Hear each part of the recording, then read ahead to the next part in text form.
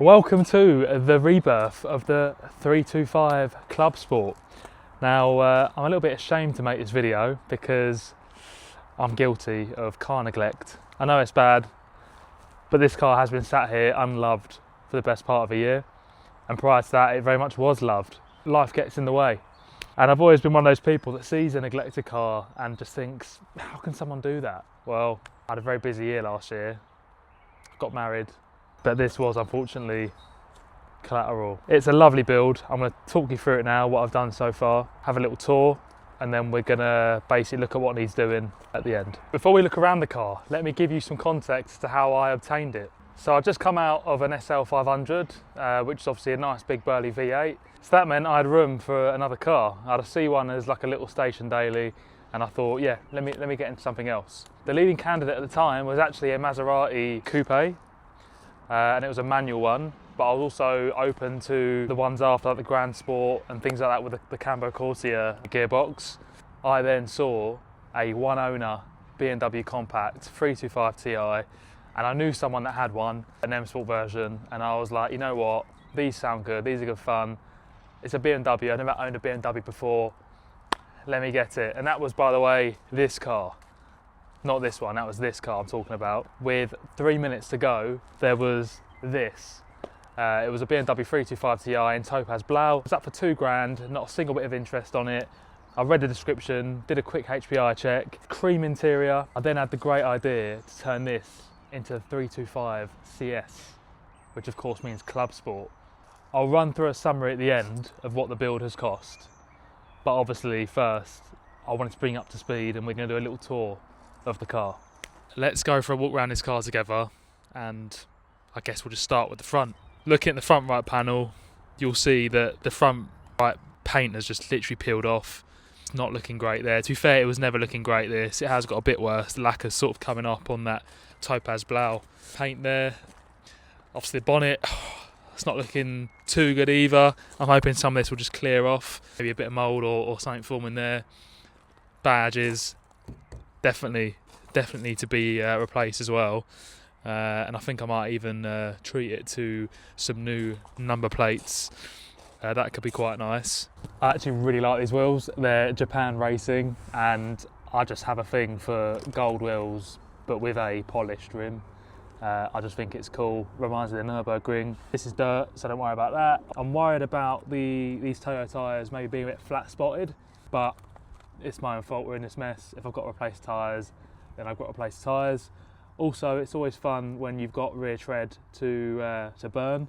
So maybe one of the first things we'll do is just take this to a car park or a track day. Actually, no, I can't do track day, it's flat spotted. Flip. Bit of rear action. So what have we got? Again, lovely Japan Racing wheels. I really like these. I think they're quality. There's a little bit of corrosion happening there, and these are obviously multi-piece rim. That worries me slightly.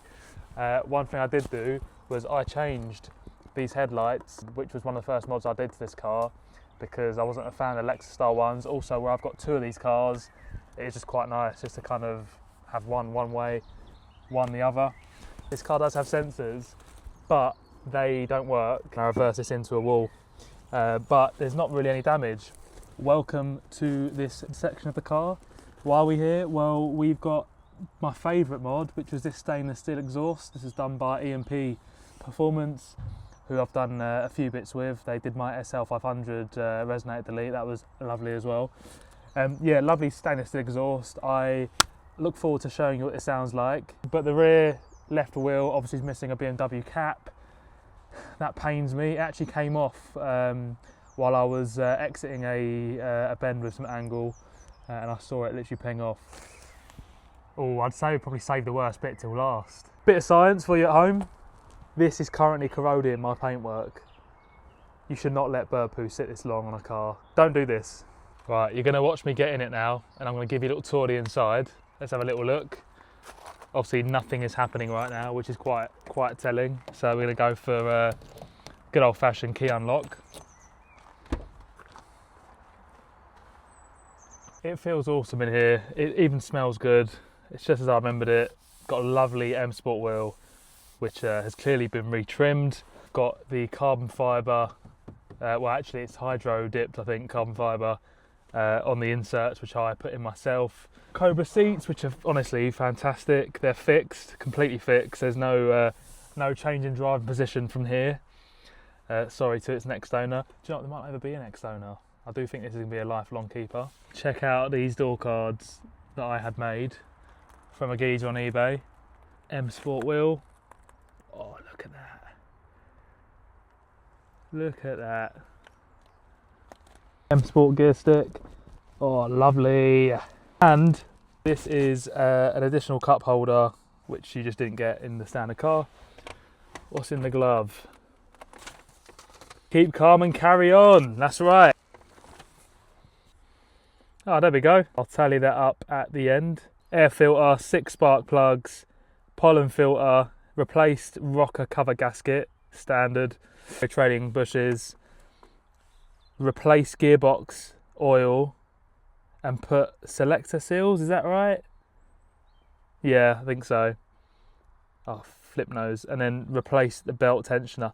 Mate, I've done some work to this. I don't remember doing that. And to be fair, these Monaco seats are actually surprisingly comfy. Like, I've actually driven this car quite far, but they're just so good when you're like exiting a bend. It just keep you planted into the seat. And the leather seats that I had in this car before just weren't doing that. They were quite big. Obviously in leather you slip around a bit. So yeah, I'm very happy with these seats. Strut brace, which is a must do. It really stiffens it up. And the bit you've been waiting for, does it start? No, is the answer to that. It doesn't start. And I'm worried because that means it needs a new battery, obviously. But what's it looking like under there? Well, the battery on these is actually in the rear. How do I get into the rear? It's under the boot. The boot won't open because, yeah, no, that's actually a bit of a problem. That means I need to somehow get power to the car to then, I don't know my way around this. I'm gonna have to look it up. Anyway, let's have a look under the bonnet anyway. Let's see what's going on under there. Now it feels like a little bit of a moment of truth situation with the bonnet, because I don't know what's been nesting under here. So the battery was obviously one concern of mine, but the other was animals. Oh, it actually looks all right under here.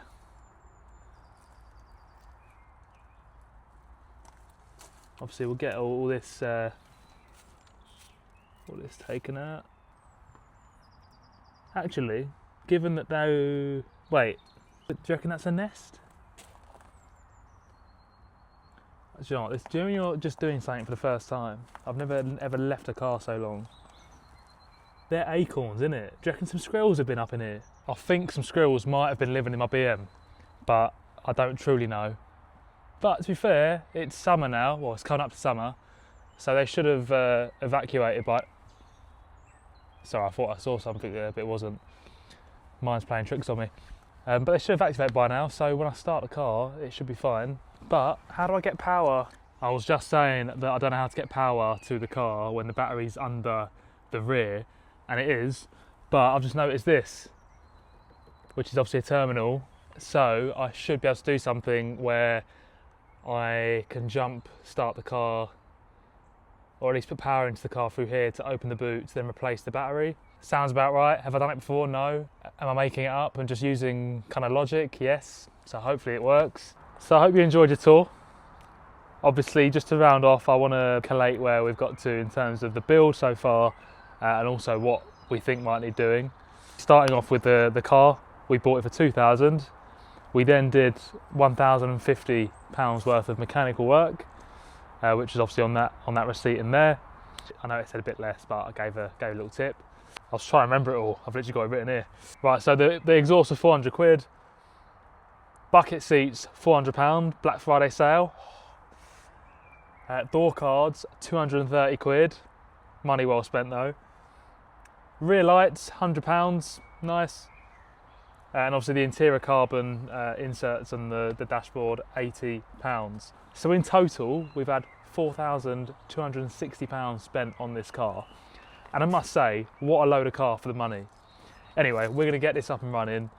and I can't wait to have you alongside me doing this. Like I said, you'll keep me accountable. It'll be good fun. But yeah, I guess next episode you're gonna watch me try and get into the car, boot, and maybe fit a battery.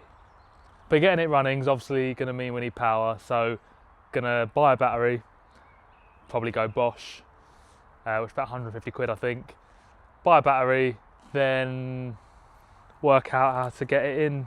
I'm serious about this project, so yeah, it's not one I'm going to give up on. We're going to make this happen. Obviously, alongside that, we've got car reviews coming as well, and some really exciting cars, so do follow for more content. Like, subscribe, really appreciate your help, guys. It's been great to share this with you because I'm actually really proud of this, and I'll see you next time.